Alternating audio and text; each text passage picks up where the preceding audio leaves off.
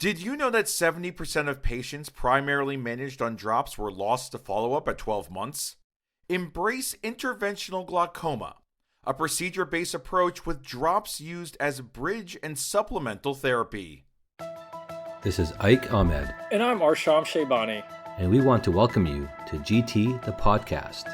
We're bringing this to you together with BMC and Glaucoma Today, to offer audible insights into current topics in glaucoma care. Presented by the authors of our latest, most read GT articles. Check it out. Welcome to GT the podcast. In this episode, glaucoma specialists share insights into treating uveitis-glaucoma-hyphema or UGH syndrome, as featured in the January-February 2026 issue of Glaucoma Today. Dr. Roya Garakani recaps her article, Surgical Decision-Making in Patients with UGH Syndrome, in which she outlines options for patients with UGH syndrome who require glaucoma surgery in addition to an IOL procedure. She explains that management of these cases calls for a nuanced approach that balances the need for further IOP reduction with the risks of performing surgery on an inflamed eye. Then, Dr. Mahsaw Mansoor recaps her article, Selecting an IOL and Fixation Technique for Patients with UGH Syndrome, which was written with Dr. Nicole Fram. Dr. Mansoor presents a case of the in-the-bag UGH syndrome secondary to dead bag syndrome, highlights key points to help guide the surgical management of these complex cases, and stresses that durable resolution of UGH syndrome often depends on choosing an appropriate IOL and fixation strategy. First, we hear from Dr. Garakani.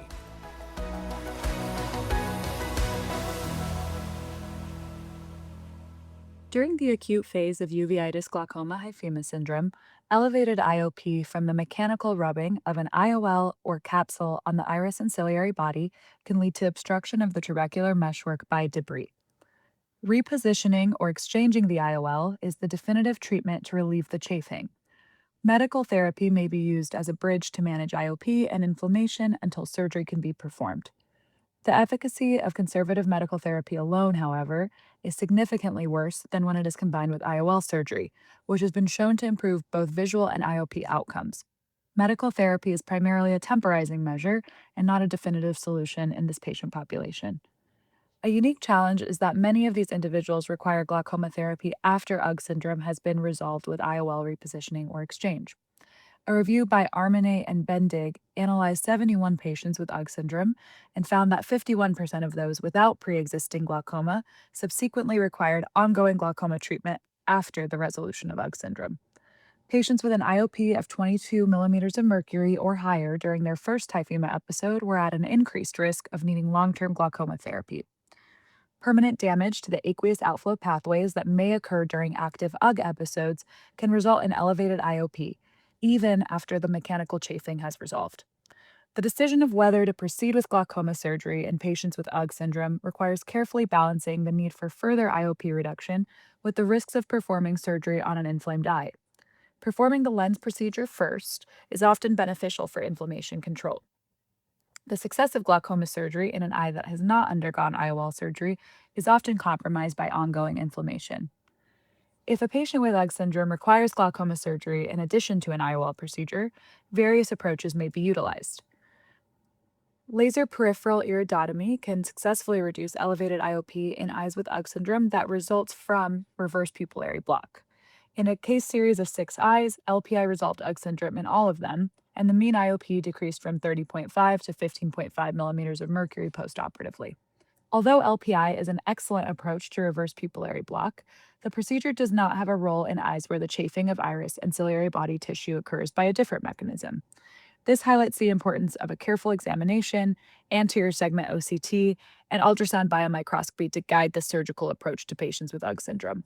There is a lack of published literature on MIGS outcomes in patients with UGH syndrome.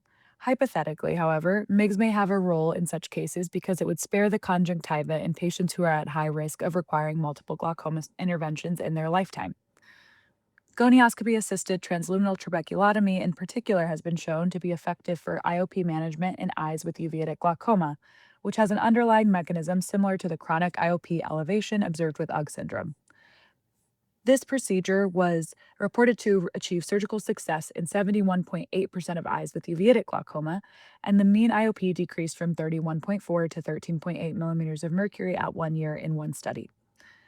Glaucoma drainage devices may be considered as well for patients with UGG syndrome who have extremely high IOP that is refractive to medical therapy. Compared with trabeculectomy, tube shunt surgery is less susceptible to failure due to inflammation. In patients with uveitic glaucoma, a recurrence of inflammation caused lower rates of surgical failure in a tube shunt group when compared with a trabeculectomy group in one study. Additionally, valve tube shunts may mitigate the risk of hypotony after the resolution of inflammation related to UGG syndrome. Trabeculectomy may have a role, however, in eyes that have been quiescent for many months. Cyclodestructive procedures such as transscleral or endoscopic cyclophotocoagulation can be effective for the management of UGG syndrome. In a case report of transscleral cyclophotocoagulation in a patient with UGG syndrome, no contact between the IOL and posterior iris was observed after treatment, indicating that the TSCPC might have relieved areas of mechanical chafing by inducing contraction of the ciliary body.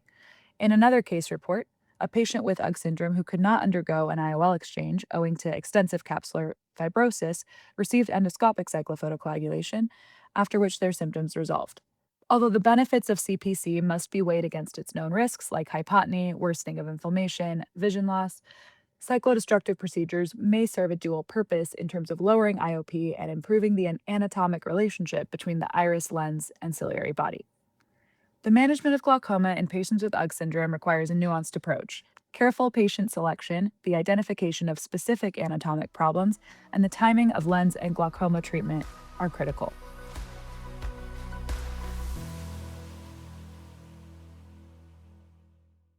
Did you know that 70% of patients primarily managed on drops were lost to follow-up at 12 months?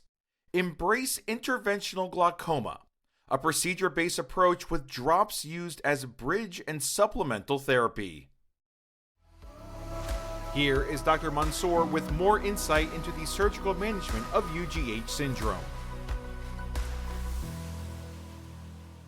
Uveitis-glaucoma-hyphema syndrome can present a unique surgical challenge in pseudophakic eyes. Diagnosis and glaucoma management receive much of the attention in this situation. But really, the durable resolution of UGG syndrome frequently hinges on choosing an appropriate IOL and fixation strategy. Although IOL-induced UGG syndrome is classically associated with sulcus-fixated one-piece acrylic IOLs, subluxated IOLs, and malpositioned IOLs, the complication may also occur when the lens implant is fully within the capsular bag, often called in-the-bag UGG syndrome. Proposed mechanisms for the development of this latter scenario include iris chafing in the setting of severe pseudoexfoliative pseudophacodenesis and asymmetric capsular fibrosis with a calcific Sommerings ring, which creates focal points of iris contact. We have recently encountered cases of in-the-bag UGG syndrome resulting from subtle pseudophacodenesis in patients presenting with dead bag syndrome. First described by Dr. Sam Maskett, dead bag syndrome is characterized by late IOL dislocation due to capsular bags that lack sufficient structural integrity to provide long-term support. In eyes with DBS, the diaphanous, floppy, and sometimes splitting capsule may result in zonulopathy and pseudophacodenesis. Peripheral dislocation of the IOL haptics through the equator of the capsule may also occur, particularly if the bag splits spontaneously. Preoperatively, ultrasound biomicroscopy can be a critical step in assessing bag integrity, IOL position, tilt, and even if there is a calcific Sommerings ring as possible etiologies of UGG syndrome. This article presents a case of in-the-bag UGG syndrome secondary to dead bag syndrome and highlights key points that can help guide the surgical management of these complex cases. A 75-year-old pseudophakic patient was referred for an evaluation of recurrent vitreous hemorrhage of unknown etiology. The patient had previously undergone uncomplicated cataract extraction with placement of a posterior chamber one-piece acrylic IOL nearly 20 years prior. Prior careful retinal evaluations had identified no definitive source of vitreous hemorrhage. On examination, the IOL was in the capsular bag, which exhibited minimal to no fibrosis. Retroillumination at the slit lamp revealed peripheral iris transillumination defects at the 2 and 8 o'clock positions, raising clinical suspicion that the one-piece acrylic IOL was in the sulcus or UG syndrome had developed. UBM later confirmed that the IOL was in the bag without visible tilt or evidence of prominent iris chafing induced by capsular fibrosis or asymmetric Sommering's ring material.